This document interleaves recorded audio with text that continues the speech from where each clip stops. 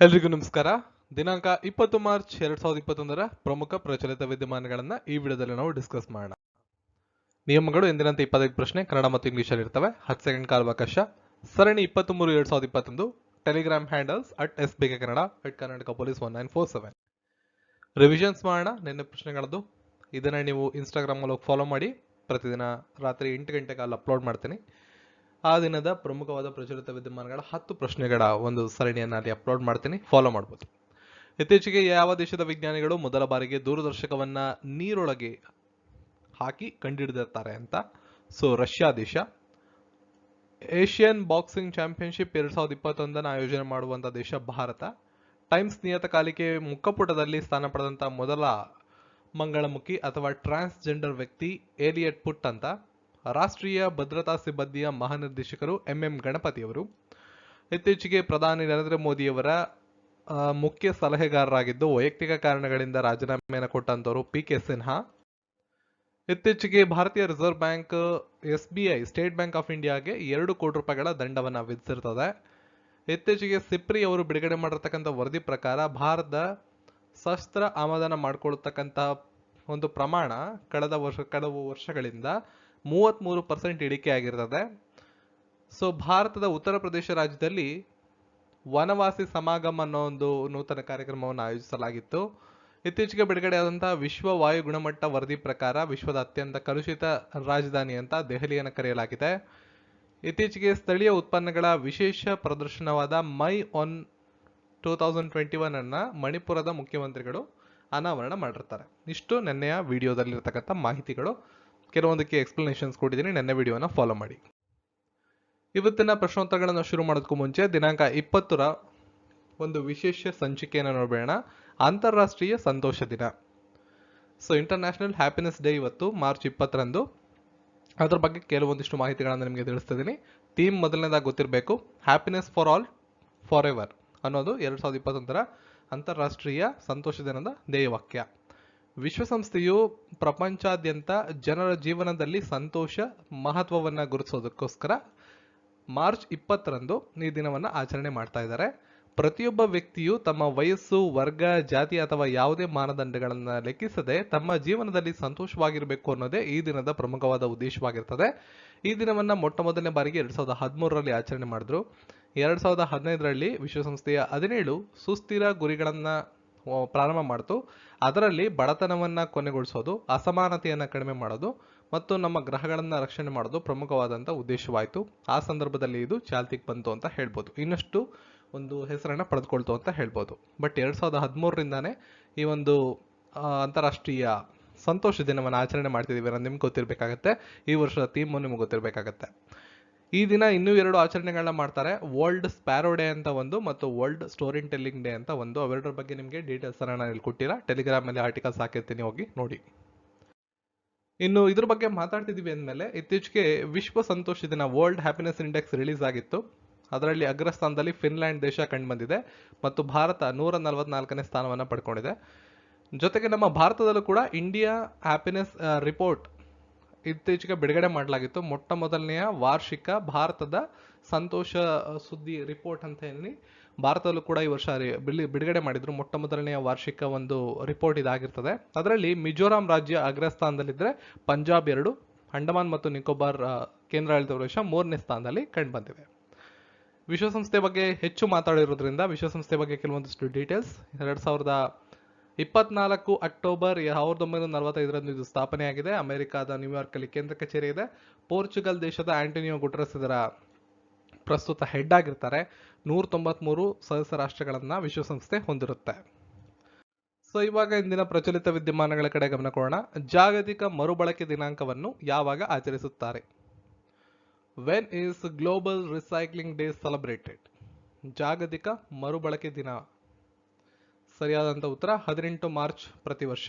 ತಮ್ಮ ನೈಸರ್ಗಿಕ ಸಂಪನ್ಮೂಲಗಳನ್ನು ಯಾವ ವೇಗದಲ್ಲಿ ಬಳಸಲಾಗುತ್ತದೆ ಎಂಬುದರ ಬಗ್ಗೆ ಜನರಲ್ಲಿ ಜಾಗೃತಿ ಮೂಡಿಸಬೇಕು ಅಂತ ಹೇಳಿ ಪ್ರತಿ ವರ್ಷ ಮಾರ್ಚ್ 18ಅನ್ನ ಜಾಗತಿಕ ಮರುಬಳಕೆ ಅಂದರೆ ಗ್ಲೋಬಲ್ ರಿಸೈಕ್ಲಿಂಗ್ ಡೇ ಅಂತ ಆಚರಣೆ ಮಾಡ್ತೀವಿ. ಜಾಗತಿಕ ಮರುಬಳಕೆ ದಿನವನ್ನ ಈ ವರ್ಷ ಗುರುವಾರದಂದು ಆಚರಣೆ ಮಾಡಿದ್ವಿ. ಈ ದಿನ ಮರುಬಳಕೆಯ ಪರಿಕಲ್ಪನೆ ಮತ್ತು ಅಭ್ಯಾಸವನ್ನ ಉತ್ತೇಜಿಸುವಂತಹ ಒಂದು ವಿಶೇಷ ದಿನವಾಗಿರ್ತದೆ. ಕೋವಿಡ್-19 ವ್ಯಾಕ್ಸಿನೇಷನ್ ಸಮಯವನ್ನ ವಿಸ್ತಾರ ಮಾಡಬೇಕು ಅಂತ ಹೇಳಿ ಇತ್ತೀಚೆಗೆ ಯಾವ ರಾಜ್ಯ ಸರ್ಕಾರ ನಿರ್ಧಾರ ಮಾಡಿದೆ? Which state government has decided to extend the time for ಕೋವಿಡ್-19 ವ್ಯಾಕ್ಸಿನೇಷನ್? ಆಪ್ಷನ್ 3 ಗುಜರಾತ್. ರಾಜ್ಯದಲ್ಲಿ ಕೋವಿಡ್-19 ಲಸಿಕೆ ನೀಡುವ ಸಮಯವನ್ನ ವಿಸ್ತಾರ ಮಾಡಬೇಕು ಅಂತ ಗುಜರಾತ್ ರಾಜ್ಯ ಸರ್ಕಾರ ಇತ್ತೀಚೆಗೆ ತೀರ್ಮಾನ ಮಾಡಿರುತ್ತದೆ. ಗುಜರಾತ್ನ ಗಾಂಧಿನಗರದಲ್ಲಿ ಅಲ್ಲಿಯ ಮುಖ್ಯಮಂತ್ರಿಗಳಾದಂಥ ವಿಜಯ್ ರೂಪಾನಿಯವರ ಅಧ್ಯಕ್ಷತೆಯಲ್ಲಿ ನಡೆದಂತಹ ಸಭೆಯಲ್ಲಿ ಈ ತೀರ್ಮಾನವನ್ನು ಕೈಗೊಳ್ಳಲಾಗಿರುತ್ತದೆ. ಆಸ್ಕರ್ಗೆ ನಾಮನಿರ್ದೇಶನಗೊಂಡ ಮೊಟ್ಟಮೊದಲ ಮುಸ್ಲಿಂ ನಟ ಯಾರು? Who has become the first Muslim actor to be nominated for an Oscar? Riz Ahmed. Option 2 ಸರಿಯಾದಂತ ಉತ್ತರ. ಸೊ ಮುಂದಿನ ಪ್ರಶ್ನೆ, SJA ಬ್ರಿಟಿಷ್ ಸ್ಪೋರ್ಟ್ಸ್ ಜರ್ನಲಿಸಂ ಪ್ರಶಸ್ತಿ 2020 ಯಾವ ದೇಶದ ಕ್ರಿಕೆಟಿಗ ಮೈಕೆಲ್ ಹೋಲ್ಡಿಂಗ್ ಅವರಿಗೆ ನೀಡಲಾಗಿದೆ? ಸರಿಯಾದಂತ ಉತ್ತರ ವೆಸ್ಟ್ ಇಂಡೀಸ್. ಮಾಜಿ ವೆಸ್ಟ್ ಇಂಡೀಸ್ ಕ್ರಿಕೆಟಿಗ ಮೈಕೆಲ್ ಹೋಲ್ಡಿಂಗ್ ಅವರಿಗೆ ಪ್ರತಿಷ್ಠಿತ SJA British sports journalism award 2020 ನೀಡಿ ಗೌರವಿಸಲಾಗಿದೆ. ಇತ್ತೀಚೆಗೆ ಯಾವ ದೇಶದ ಅಧ್ಯಕ್ಷರಾದಂಥ ಜಾನ್ ಮಾಗುಫುಲಿ ಅವರು ನಿಧನರಾಗಿದ್ದಾರೆ? Which country's president John Magufuli has died recently? ಸರಿಯಾದ ಉತ್ತರ Tanzania. Next question, ISSF shooting ವಿಶ್ವಕಪ್ 2021 ಎಲ್ಲಿಂದ ಪ್ರಾರಂಭವಾಗಿದೆ? Where has ISSF shooting world cup 2021 started? Delhi. International shooting sports federation ಅಂತ ಕರಿತೀವಿ, ISSF international shooting sports federation ಅಂತ ಕರಿತೀವಿ.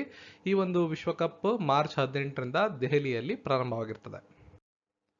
ಇತ್ತೀಚೆಗೆ ವಿಶ್ವ ಬ್ಯಾಂಕ್ $200 ಮಿಲಿಯನ್ ಯಾವ ದೇಶಕ್ಕೆ ನೀಡಿದೆ? Recently, the World Bank has provided $200 million to which country? Bangladesh. ಯಾವ ರಾಜ್ಯದ ಮಹಿಳಾ ಕುಸ್ತಿಪಟು ರಿತಿಕಾ ಪೋಗಟ್ ಇತ್ತೀಚೆಗೆ ನಿಧನರಾದರು? Which state female wrestler Ritika Pogat has passed away recently? Haryana. International women of ಧೈರ್ಯ 2021 ಕರೇಜ್ ಅಂತ ಕರಿತೀವಿ. So international women of courage 2021 ಈ ಪುರಸ್ಕಾರವನ್ನ ಪಡೆದುಕೊಂಡಂತ ಮಹಿಳೆ ಯಾರು? ಕೌಸಲ್ಯಾ ಶಂಕರ್. ಆಪ್ಷನ್ 3 ಸರಿಯಾದ ಉತ್ತರ. ಇತ್ತೀಚೆಗೆ ಯಾವ ದೇಶದ ಪ್ರಧಾನಮಂತ್ರಿಗಳು ಮೌದೂದ್ ಅಹಮದ್ ನಿಧನರಾಗಿದ್ದಾರೆ? Recently the former prime minister of which country Maudud Ahmed has passed away? Bangladesh. ಇತ್ತೀಚೆಗೆ ಯಾವ ರಾಜ್ಯದ ರಾಜ್ಯಪಾಲರು ಡಾನ್ ಅಂಡರ್ ದ ಡೋಮ್ ಎಂಬ ಹೊಸ ಈ ಪುಸ್ತಕವನ್ನ ಬಿಡುಗಡೆ ಮಾಡಿದ್ದಾರೆ? Important. Recently, the governor of which state has released a new e-book titled Dawn Under the Dome? ಸರಿಯಾದ ಉತ್ತರ ಮಹಾರಾಷ್ಟ್ರ. ಹಾಗಾದ್ರೆ ಕಾಮೆಂಟ್ ಸೆಕ್ಷನ್ಗೆ ಹೋಗಿ ಆ ಗವರ್ನರ್ ಹೆಸರೇನು ಅಂತ ಕಾಮೆಂಟ್ ಮಾಡಿ. ಸೊ ಮಹಾರಾಷ್ಟ್ರ ರಾಜ್ಯದ ಗವರ್ನರ್ ಅವರು ಡಾನ್ ಅಂಡರ್ ದಿ ಡೋಮ್ ಅನ್ನೋ ಪುಸ್ತಕವನ್ನು ಬಿಡುಗಡೆ ಮಾಡಿರ್ತಾರೆ. ಅವರ ಹೆಸರನ್ನ ಕಾಮೆಂಟ್ ಸೆಕ್ಷನ್ ಅಲ್ಲಿ ಮೆನ್ಷನ್ ಮಾಡಿ. ವಿಶ್ವದ ಅತಿದೊಡ್ಡ ತೇಲುವ ಸೌರ ಫಾರ್ಮ್ ಅನ್ನ ಯಾವ ದೇಶ ನಿರ್ಮಾಣ ಮಾಡುತ್ತಿದೆ? Which country is building world's largest floating solar farm? Singapore. ಸರಿಯಾದಂತ ಉತ್ತರ. ನೆಕ್ಸ್ಟ್, ಆವಮ್ ಕಿ ಬಾತ್ ಪ್ರೋಗ್ರಾಮ್ ಅನ್ನ ಪ್ರಾರಂಭ ಮಾಡಿದಂಥವ್ರು ಯಾರು? ಅಂದ್ರೆ who has launched the Awam ki Baat program? Manoj Sinha. ಇತ್ತೀಚೆಗೆ ಭಾರತವು ಯಾವ ದೇಶದ ನೌಕಾಪಡೆಯೊಂದಿಗೆ ಪ್ಯಾಸೆಕ್ಸ್ ವ್ಯಾಯಾಮವನ್ನ ನಡೆಸಿದೆ? Recently India has conducted PASSEX exercise with which country's navy? ಸರಿಯಾದ ಉತ್ತರ ಬಹರೇನ್. ಇತ್ತೀಚಿನ ಟ್ರಾಯ್ ವರದಿ ಪ್ರಕಾರ ಸಕ್ರಿಯ ಗ್ರಾಹಕರ ಸಂಖ್ಯೆಯಲ್ಲಿ ಯಾರು ಉನ್ನತ ಸ್ಥಾನದಲ್ಲಿದ್ದಾರೆ? According to the recent TRAI report, who is at the top in terms of number of active customers? ಸರಿಯಾದ ಉತ್ತರ ಏರ್ಟೆಲ್. ಭಾರತದ ಮೊದಲ ಮೀಸಲಾದ ಎಕ್ಸ್ಪ್ರೆಸ್ ಕಾರ್ಗೋ ಟರ್ಮಿನಲ್ ಅನ್ನು ಎಲ್ಲಿ ಪ್ರಾರಂಭಿಸಲಾಗಿದೆ? So where is India's first dedicated express cargo terminal launched? Bengaluru. ಭಾರತೀಯ railway Chenab ಸೇತುವೆಯನ್ನ ಯಾವ ರಾಜ್ಯ ಅಥವಾ ಕೇಂದ್ರಾಡಳಿತ ಪ್ರದೇಶದಲ್ಲಿ ನಿರ್ಮಿಸಲಾಗುತ್ತಿದೆ? In which state or UT is the Chenab Bridge of Indian Railways being constructed? Jammu ಮತ್ತು ಕಾಶ್ಮೀರ ಕೇಂದ್ರಾಡಳಿತ ಪ್ರದೇಶ. ಶೆಟ್ರುಂಜಯ ಹಿಲ್ಸ್ ಮೀಸಲು ಅರಣ್ಯ ಕೆಳಗಿನ ಯಾವ ರಾಜ್ಯದಲ್ಲಿ ಕಂಡುಬರುತ್ತದೆ? In which state is the Shettrunjaya Hills Reserve Forest located? Option Gujarat. ಭಾರತದ ಎರಡನೇ ಅತಿದೊಡ್ಡ ತೈಲ ಪೂರೈಕೆದಾರವಾಗಿರುವ ದೇಶ ಯಾವುದು? Which country has become India's second biggest oil supplier? ಸರಿಯಾದ ಉತ್ತರ ಅಮೆರಿಕ. ಅಖಿಲ ಭಾರತ ಪ್ರವಾಸಿ ವಾಹನಗಳ ಅಧಿಕಾರ ಮತ್ತು ಪರವಾನಗಿ ನಿಯಮಗಳು ಯಾವ ದಿನದಿಂದ ಅನ್ವಯವಾಗುತ್ತವೆ? All India tourist vehicle authorisation and permit rules will be applicable from which date? April 1, 2021. ಬ್ಯಾಂಕುಗಳ ಹೆಚ್ಚುವರಿ ಶ್ರೇಣಿ 1 ಬಾಂಡ್ಗಳನ್ನು 100 ವರ್ಷಗಳ ಮುಕ್ತಾಯವನ್ನು ಹೊಂದಿರುವಂತೆ ಪರಿಗಣಿಸುವ ನಿಯಮವನ್ನ ಯಾವ ಸಂಸ್ಥೆ ಘೋಷಿಸಿದೆ? ಸರಿಯಾದ ಉತ್ತರ ಸೆಬಿ. ಸೆಬಿ ಅಂತ ಹೇಳಿದ್ರೆ security and exchange board of India. 1992 12 April ಅಂದು ಇದು ಸ್ಥಾಪನೆಯಾಗುತ್ತೆ. ಮುಂಬೈನಲ್ಲಿ ಕೇಂದ್ರ ಕಚೇರಿ ಇದೆ. ಅಜಯ್ ತ್ಯಾಗಿ ಅವರು ಪ್ರಸ್ತುತ ಇದರ ಏಜೆನ್ಸಿ ಎಕ್ಸಿಕ್ಯೂಟಿವ್ ಆಗಿ ಕೆಲಸ ಮಾಡ್ತಿರ್ತಾರೆ. ಇತ್ತೀಚೆಗೆ ಸುದ್ದಿಯಲ್ಲಿ ಕಂಡು ಬರತಕ್ಕಂತಹ OTPRMS ಪ್ರಮಾಣ ಪತ್ರಗಳು ಯಾವ ಕೇಂದ್ರ ಸಚಿವಾಲಯದೊಂದಿಗೆ ಸಂಬಂಧವನ್ನ ಹೊಂದಿದೆ? OTPRMS certificates which was seen in the news recently is associated with which union ministry? ಶಿಕ್ಷಣ ಸಚಿವಾಲಯ. ಕಾಮೆಂಟ್ ಸೆಕ್ಷನ್ಗೆ ಹೋಗಿ ಇದರ ಫುಲ್ ಫಾರ್ಮ್ ಅನ್ನ ಬರೀರಿ. OTPRMS ನ ಈ ಸರ್ಟಿಫಿಕೇಟ್ಸ್ ನ ಫುಲ್ ಫಾರ್ಮ್ ಅನ್ನ ಬರೀರಿ. ಸಂಸ್ಕೃತಿ ಸಚಿವರ ಅಧ್ಯಕ್ಷತೆಯಲ್ಲಿ ಮುಂದಿನ 2 ವರ್ಷಗಳ ಕಾಲ ಭಾರತೀಯ ನದಿಯನ್ನು ಅಧ್ಯಯನ ಮಾಡಲು ಸಲಹಾ ಸಮಿತಿಯನ್ನು ರಚಿಸಲಾಗಿದೆ. ಸೊ ಯಾವ ಒಂದು ನದಿ ಅಂತ ಪ್ರಶ್ನೆ. ಸರಿಯಾದ ಉತ್ತರ ಸರಸ್ವತಿ. ಭಾರತಕ್ಕೆ ಅತಿ ದೊಡ್ಡ ಕಚ್ಚಾ ತೈಲ ಪೂರೈಕೆ ಮಾಡತಕ್ಕಂಥ ದೇಶ ಯಾವುದು? Which country is the largest crude oil supplier to India? Option Iraq. Option 3. So ಮುಂದಿನ ಪ್ರಶ್ನೆ, ಭಾರತದ ಸ್ವಾತಂತ್ರ್ಯದ 75 ವರ್ಷಗಳ ನೆನಪಿಗಾಗಿ ರಚಿಸಲಾದಂಥ ಸಮಿತಿಯ ಮುಖ್ಯಸ್ಥರು ಯಾರು? ಒಂದು ಕಮಿಟಿಯನ್ನು ಫಾರ್ಮ್ ಮಾಡಿದ್ದಾರೆ ಈ ಒಂದು 75 ವರ್ಷಗಳ ಸವಿ ನೆನಪಿಗಾಗಿ. ಅದರ ಮುಖ್ಯಸ್ಥರು ಪ್ರಧಾನಮಂತ್ರಿಗಳಾಗಿರ್ತಾರೆ ಪ್ರಸ್ತುತ ನರೇಂದ್ರ ಮೋದಿ ಅವರು. ಸೊ ಹಿಂದಿನ ಪ್ರಶ್ನೆ ನೆನೆ ಕೇಳಿದಂಥ ಪ್ರಶ್ನೆ, UN 2020ರ ಏಷ್ಯಾ ಎನ್ವೈರನ್ಮೆಂಟಲ್ ಎನ್ಫೋರ್ಸ್ಮೆಂಟ್ ಪ್ರಶಸ್ತಿಯನ್ನು ಪಡೆದುಕೊಂಡವರು? ಆಪ್ಷನ್ 1 ಸಾಸ್ಮಿತಾ ಲೆಂಕಾ. ಉತ್ತರ ಕೊಟ್ಟಂತ ಎಲ್ರಿಗೂ ಧನ್ಯವಾದಗಳು. ಇವತ್ತಿನ ಪ್ರಶ್ನೆಗೆ ಹೋಗೋದಾದ್ರೆ, ಪಾಕಿಸ್ತಾನದ KRL ಕ್ರೀಡಾಂಗಣವನ್ನ ಯಾವ ಕ್ರಿಕೆಟಿಗರ ಹೆಸರಿನಿಂದ ಮರುನಾಮಕರಣ ಮಾಡಲಾಗುತ್ತದೆ?